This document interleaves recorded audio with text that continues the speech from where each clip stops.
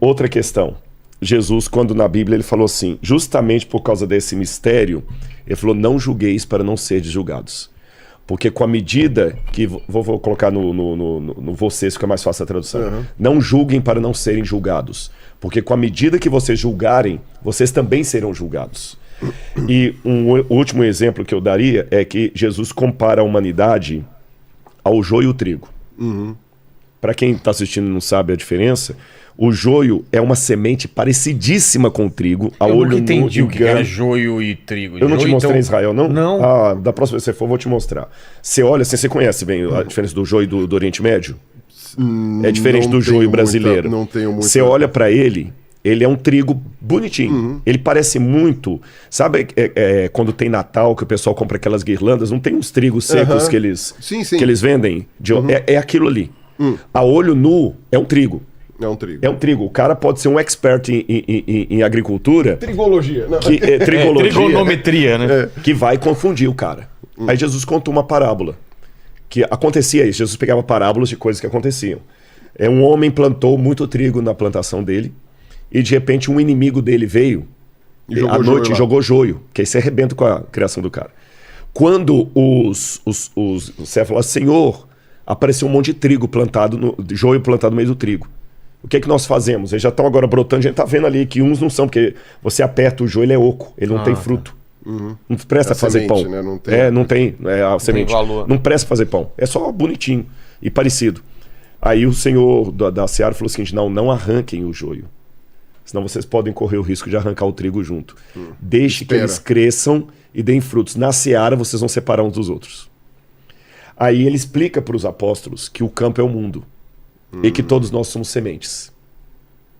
Ou seja, a olho nu, eu não tenho como saber quem é joio e quem é trigo.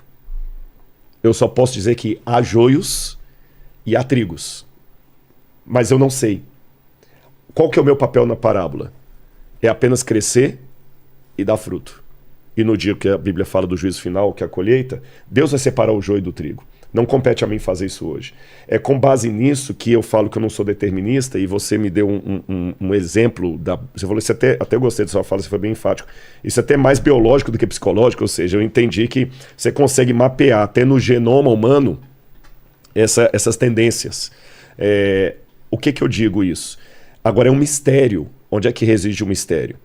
Que você tem o cara que se torna alcoólatra porque o pai era alcoólatra, e o outro que tem um pai igualmente alcoólatra, e não se torna alcoólatra. Ou seja, no final das contas, em que pese as tendências, em que pese o valor da educação, não estou jogando ela fora, Não, de nenhum. em que pese o ecossistema, no fundo, a responsabilidade do indivíduo. Aí você fala, aí vem a pergunta que você fez, que ela é útil. Mas até o quanto o indivíduo sabe o quanto ele está pensando. Por isso que eu volto àquela minha fala que foi muito detonada na internet. Houve vezes que eu fui mais respeitado por ateus do que por religiosos. Que quem sou eu para julgar os motivos do João da Silva não acreditar em Jesus? O máximo que eu posso fazer, e é meu dever, é lamentar. E eu vou explicar o sentido do lamentar. Eu falei isso com o Sérgio Sacani, quando a gente encontrou. Lamentar porque, assim, de boa, falando com vocês aqui, sem nenhuma tendência catequética aqui. Cara, Deus é tão real. É uma coisa tão mágica. Eu não tenho filhos, mas eu e minha esposa estamos tentando engravidar. Você tem filho?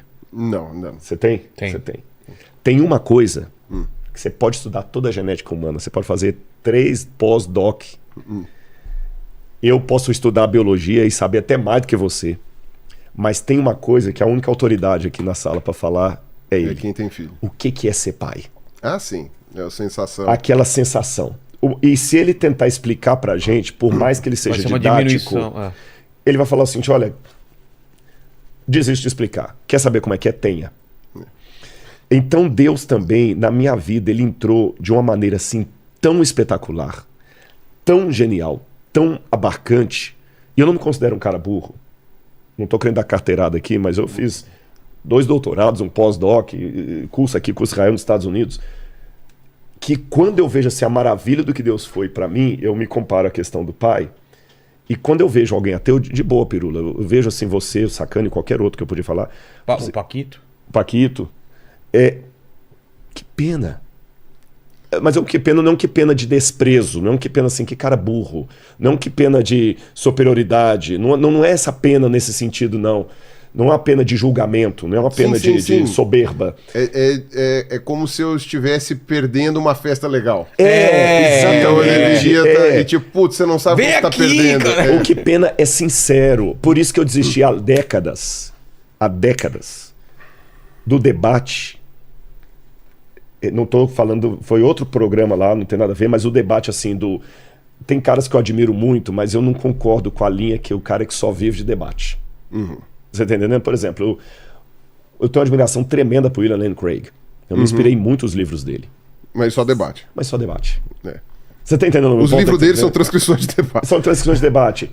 Eu não queria ser conhecido como um camarada que defende Deus. Deus não precisa de defesa, Deus não precisa de testemunha. Então, assim, quando eu vejo ateus, eu penso assim, que pena. Mas é interessante, né? Bom, o que você está me falando também não é lá muito diferente do que a minha mãe fala, né? Mas... Um beijo para sua mãe, viu? Gostei dela. Como é que é o nome dela? É a dona Cristina. Ó, dona Cristina, um abração para a senhora, viu? Eu acho que ela... Reza por mim aí. Ela vai rezar, ela reza, não tem problema. Duvido que ela vá assistir esse podcast, porque ela vai ficar de saco cheio. Ela não tem paciência. Não tem paciência para ver muita coisa, não. Mas, enfim. Mas como se fala? Isso, enfim, vou emendar com aquilo que eu ia falar, mas agora que você falou esse negócio bonito... Eu espero não ter tirado sua linha de pensamento. Não. Gilberto Gil, eu lembrar de Gilberto Gil. Taubaté a Santos. Taubaté a Santos. Eu tô em Taubaté, eu vou voltar pra Santos. Não, então, tem algumas coisas que eu acho que são... como se fala? Que são interessantes nesse lance da descrença, por exemplo, né? Então, eu tava falando, você tem aquele cara que nunca acreditou direito, pode ter sido criado no seio da igreja, ou pode ter sido criado no meio, sei lá, do convento ali. Convento, ou pode ter sido criado junto com ateus, ou sei lá o que, não importa, o cara não vai, não sei o quê. Claro que tem lugares que são piores para ele ter nascido, né? Eventualmente, se ele tivesse nascido em Teherã, a coisa seria um pouco mais difícil, né? Às vezes, sei lá, ele nasceu dentro de uma comunidade fechada, sei lá nos Estados Unidos, aquelas seitas lá, é alguma coisa meio complicada. Agora, tem aquelas pessoas que nitidamente você vê que elas estão com raiva de Deus, que vem falar pra mim, vem conversar. E aí eu cheguei e falei assim, putz, eu já ouvi essa história, né? Aí, de novo, não generalizando, algumas dessas pessoas, quando elas se acalmam, perdem a raiva de Deus e passam a raciocinar, algumas continuam ateias, porque na verdade não é que continuam, algumas viram ateias. A pessoa que tá com raiva de Deus não é um ateu. É verdade, concordo. A pessoa que tá com raiva de Deus não é ateu. Eu não tenho raiva do Papai Noel. Exato. Exatamente, você vai ter raiva de alguma coisa que você não acredita. Agora, a pessoa, depois que ela acalma essa raiva, eventualmente, ou ela fica ateia de vez, né, e coisa, ou o que é mais comum, ela passa a acreditar, a enxergar Deus de outra forma. Geralmente trocando de religião. Né? Então, dentro do meu entendimento, a pessoa sai de uma religião muito amarras, muito cheia de coisa, religião mais liberal, e vai para uma religião mais light, que não enxerga as coisas de forma tão cartesiana, não sei o que, então fala, não, tá bom, então é uma coisa assim. Então, isso é a experiência que eu tenho. Né? Então, esse é um exemplo de ex-ateu que eu dei no meu vídeo, que eu falei assim, entendi. A pessoa diz que é ateia, e eu falo, é mesmo, não sei se é. Mas tudo bem, vem e fala que quer engajar, quer não sei o quê. Não, eu sou ateu também. É mais um revoltado. Eu sou não sei o quê. Pessoa revoltada, às vezes muito jovem, mas não precisa ser jovem não, já vi velho também nessas daí, né? Porque, tipo, também viveu uma vida muito regrada, de repente descobriu e, sei lá, quer curtir o tempo que perdeu, né? E... Porque tem isso também, né? A pessoa achar que perdeu muito tempo fazendo coisas que não são... Bom, com certeza também tem isso com a pessoa que se converte, né? Fala assim, putz, perdi tanto tempo da minha vida longe disso aqui e agora que eu descobri. O oposto também é verdade, né? Eu vejo muita gente que passou a vida na igreja e fala, putz, eu perdi o tempo que eu perdi aqui, né? Tipo, não serviu pra nada. Tem o tipo de ateu que que era o modinha, né? Ou seja, todo mundo tá virando ateu, vou virar ateu também. É chique. Né? Agora é chique, tem que falar que é ateu. Aí você vai conversar com a pessoa 10 minutos, você vê que a pessoa acredita num monte de pataquada que você fala, tá... Acredita na energia. Você fala, ateu eu sou ateu. Ateu não é isso. Com o livro do Dawkins debaixo do braço. Opa, o livro do Dawkins era praticamente só era identificação. Era a Bíblia. Era usar o terninho e tal, não sei o quê. Mas O relojoeiro cego? Não, Deus um delírio. O Deus do Delírio, Deus que do foi Delírio. outra coisa. Que é, enfim, o Dawkins tem os livros brilhantes, esse não é um deles. E aí o que acontece? E aí quando você vê essa pessoa é aquela que, tipo... Como agora já não tá mais na moda ser ateu, então agora não tem mais aparecido muito essas pessoas. Você acha né? que agora diminuiu um pouquinho? Nossa senhora! Eu acho que Diminuiu muito. a febre foi, sei lá, uns 10 anos atrás, Foi uns talvez. 10 anos atrás. Ah, Uns sim, 10 anos verdade, atrás eu tô foi uma entendendo. febre. Porque tinha até o uma próprio febre. Dawkins, os Cavaleiros do Apocalipse, ele e o Hitchens, aquele Isso, pessoal todo. exatamente. Aí que o Lane Craig, o Ravi Zacharias Começaram a aparecer. despontar também. Exato. E tudo. Você tem na verdade, eu poderia até fazer um paralelo disso com o surgimento essencialmente dos YouTubers. Daria pra você fazer uma relação Verdade, assim verdade. da coisa, porque houve assim, foi muito coincidente a pessoa que quer mostrar opiniões na internet com esse movimento ateu e essa coisa assim, sabe? Não é por acaso, não Verdade. é por acaso que os primeiros YouTubers aqui do Brasil eram ateus. O Eram Nando, ateus, o Cauê, Felipe Neto, o Felipe Cauê. Neto também. Opa! Felipe Neto era ateu? Ateusaço. É sabia mesmo? não? É, Sabia. o Felipe Neto. Também. Inclusive, ele tava na página da Ateia como um dos ateus, até a Ateia falou alguma bosta muito feia, e o Felipe Neto mandar tirar foto dele de lá. É? Mas isso daí faz, tipo, sei Ah, lá, não sabia. 8 anos, sei lá.